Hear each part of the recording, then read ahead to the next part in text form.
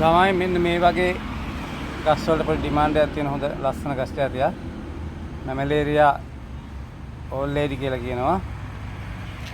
මේ වගේ පැල ගන්න මේ සීඩ්ස් මේ මල් වලින් ඇට ගන්නත් පුළුවන්. එහෙම නැත්නම් මේ ගස් වල මේ වගේ පැල එනවා.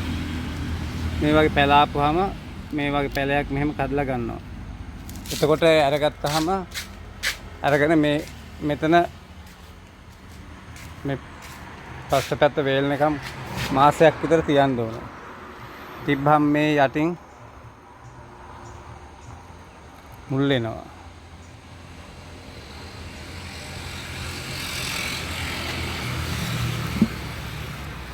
මේ මුල් ඇවිල්ලා පේනවද දන්නේ නැහැ.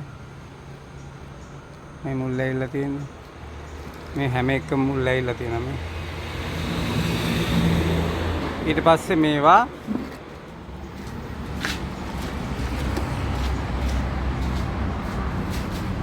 අපි පස් මිශ්‍රණේ හදලා ඒකේ මෙහෙම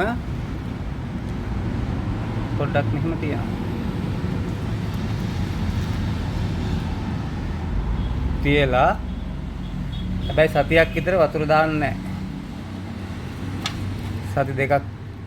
සතියක් දෙකක් වගේ වතුර නොදා ඉඳලා ඊට පස්සේ වතුර දානවා. මේක හිටවල තරමක් අඩ අවුව තද තැනකින් නැතුව තියන්න ඕනේ. දැන් මෙන්න මේකත් ඒ විදිහට කපපු එකක් අර රුවිතට වයි ගිල්ලා එක පිටින් කැපුවා. කපලා දැන් මෙතන වේයිලා තියෙන්නේ. දැන් මේක මෙහෙම හිටව ගත්තා හැකි. මෙහෙම තිබ්බහම මේක නම් මුල් ඇවිල්ලා නැහැ තව. නමුත් මුල් එනවා තව. මේක මේවයි ලොකේවයි මුල් එන්න මාසයක් විතර යනවා. මේ මෙතන කපපු තැන වේයිලා තියෙන. ඒකින් දැන් මෙහෙම තියලා තව සති දෙකක් වතුර නොදා හිටපුවාම පැල වෙනවා. මුල් එනවා. හරි බොම්